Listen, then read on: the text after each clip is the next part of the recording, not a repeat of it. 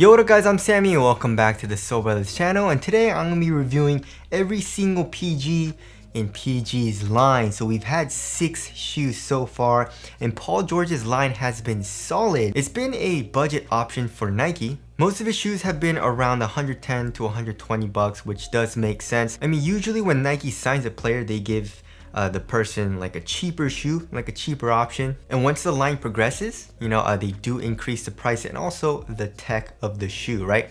So the PG1, as you guys can see right here, this is the very first colorway that came out, but the PG1 was unveiled in August 2016 in London, and it was a really dope white colorway. So I remember when it was unveiled and I absolutely loved the shoe. The design was amazing and a lot of you guys loved it as well. I believe most people really liked the design, right? And then the PG1 was released on March 3rd, 2017 in the shiny colorway, and then followed up with the more widely available bait color, which is this colorway, right? So I still have both of the shoes. So the shiny colorway came out, it was a pretty limited release, and you can see there is a number here, right? They did have it numbered, which is pretty cool. This colorway is absolutely amazing. I remember when I got it, I drove all the way to the Nike Santa Monica, which is pretty far from here. It's like an hour and a half with traffic, and I waited in line. I did get a pair and I was super excited about it because I was like, yo, this shoe looks so great, and I'm very excited about it. And then I played in it and it was terrible because the traction was so bad, right? As you guys can see, the shiny colorway is like a translucent outsole, right? And I was very disappointed at first because it was very bad, but after I broke it in for, I believe, like a couple days to maybe even a week, it started to get really good. And then of course the bait colorway came out with the solid rubber, and this one didn't really need any breaking in. So I was like, yeah, translucent and solid rubber outsoles can perform differently, right? But anyways, the traction is really good. It is inspired by like fish scales, and if you guys didn't know, Paul George is very into fishing. So that's pretty cool, I guess, one of his hobbies. And also the overall design was inspired by Paul George's favorite casual shoe, the Nike SB Janowski. So the overall shoe is a one booty construction. As you guys can see, the tongue, there is no tongue. It's attached to a material that goes underneath all this, right? It's all one booty. And also, one thing that I like about the shoe as well is the strap. The strap works very well, right? So we have flywire cables, right? I don't know if you guys remember this, but the flywire cables are attached to the strap. And then there's another set of flywire cables right here. So once you tighten it, the flywire cables go all the way across this material right here. And when you tighten the strap like this, you can definitely feel all the flywire tightening on top of your foot, and also the strap tightening on your foot when you do tighten the strap. And that gave you really good lockdown here in the forefoot. The fit was extremely snug. I would get needles in my feet, especially if I crank down the strap. I really never tightened the strap just because the fit was just so tight, right? Support was great. Cushion was pretty bad just because the phylon was very stiff, right? There was really no compression here in the heel, and also there is a 4-foot zoom unit, as you guys can see, which I didn't really feel all too easily. But the PG1 was a solid shoe for 110 bucks. They killed it with the design and also the price. And some of my favorite colorways of the PG1 are the EYBL, of course, the shining.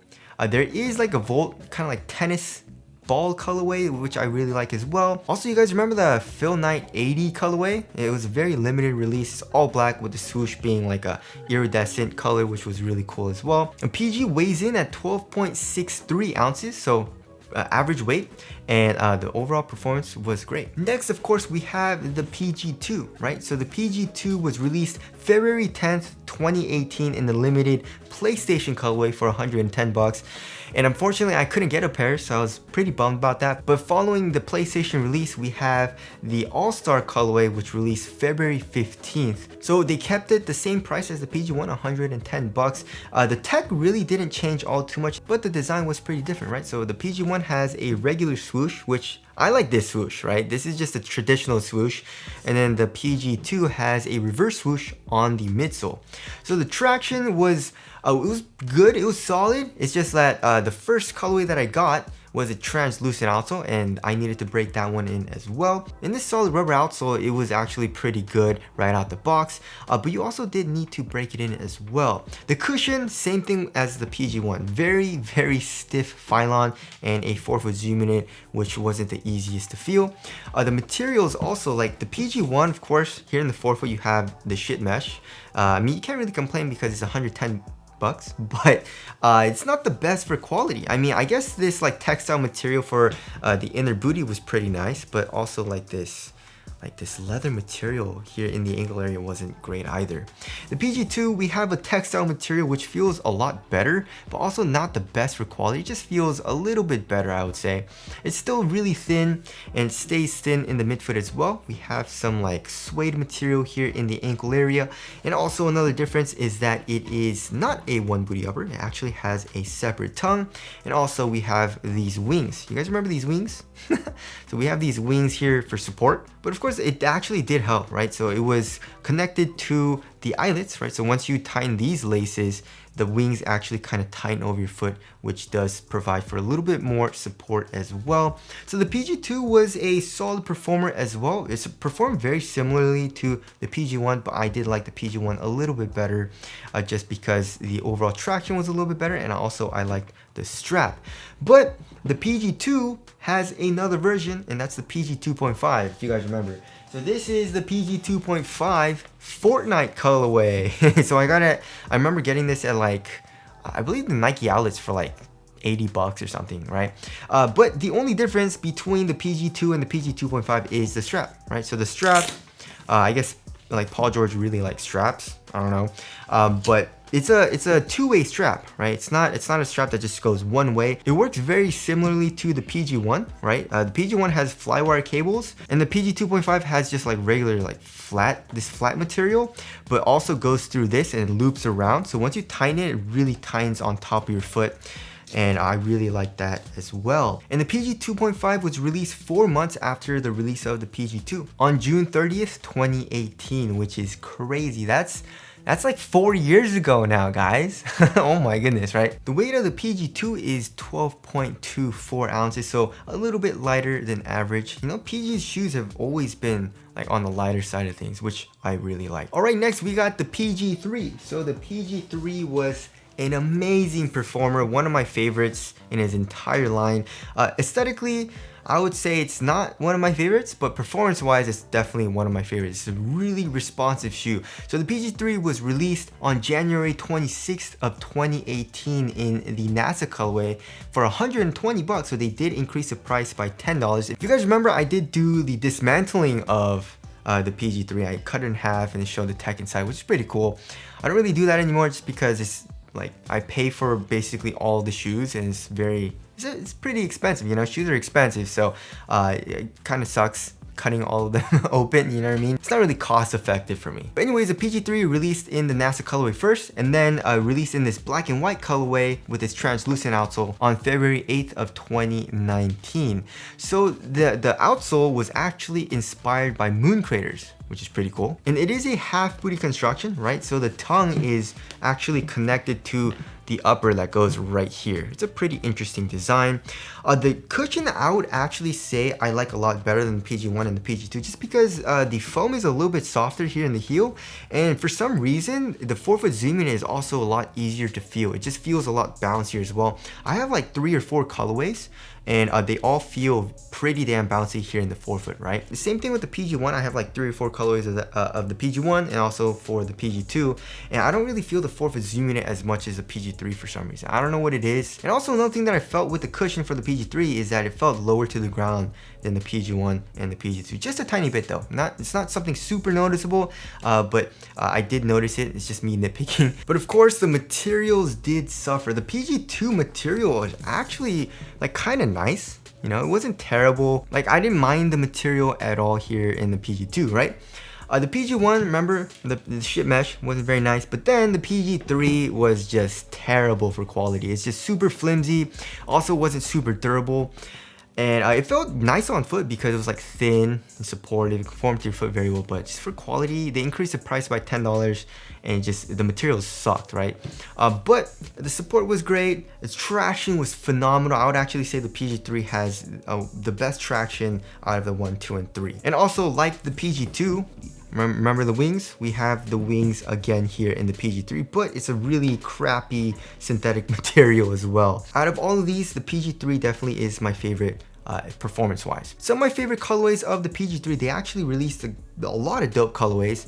The NASA 50th anniversary, the silver edition one was really cool. That was a great colorway. The USA colorway, you know, the white colorway with the gold swoosh. The EYBL was great, and the Lure colorway was great as well. It's like a white colorway with a light blue gradient. And also, as far as the weight goes, the weight of the PG3 is 11.25 ounces, so they shed off a lot of weight, like around an ounce of weight from the PG1 and also the PG2. All right, next, of course, we have the PG4, right? The water shoes, as I like to call it.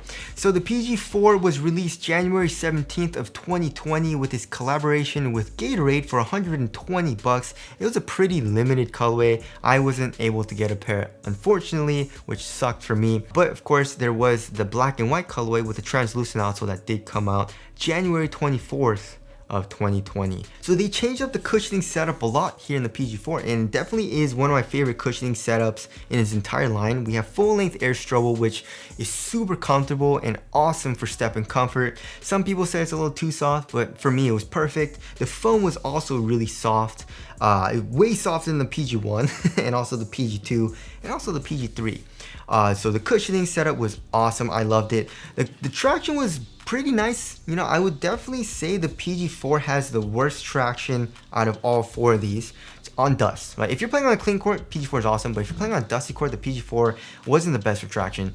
Materials definitely is the best quality out of all of these. It's kind of like, it has, of course it has a shroud, but it's like a textile material which feels great. And also we have the zipper, right? Remember the zipper?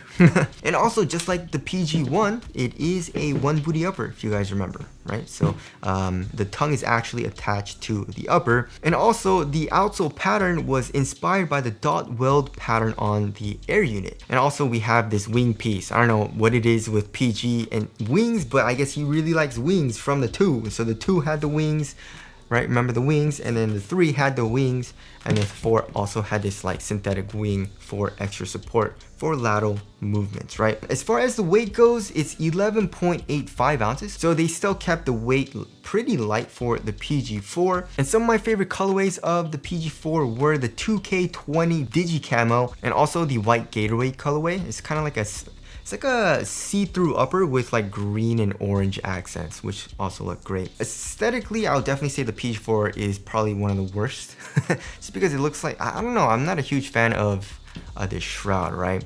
But overall, performance was great. It's just I wish the traction, if the PG4 had the PG3 traction, it would definitely be one of my favorite shoes in this entire line. Next, we have the PG5. So the PG5 was released on January 21st of 2021 in this black and white colorway for 110 bucks. So it's pretty cool. They did reduce the price from the PG4 to the PG5. You know, they reduced it by $10, which is great. The PG5 is actually the lightest shoe in its entire line. It comes in at 10.65 ounces. You can definitely feel it. The traction is inspired by, of course, the Kobe 9. it's basically identical, right?